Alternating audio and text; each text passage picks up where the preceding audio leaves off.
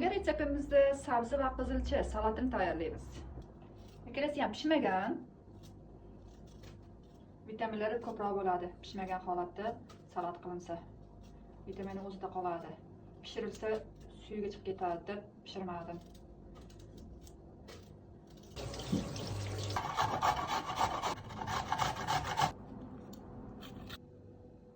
Zaytun yog', tuz, zira, ozgina uksus.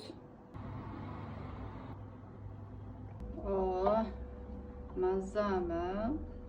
Bismillahirrohmanirrohim. Ta'mini ko'raylikchi.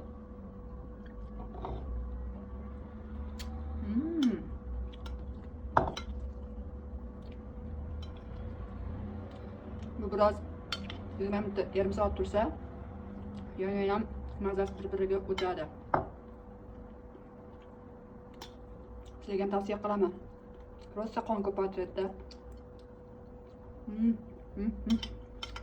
Ishtaxona ochildimi?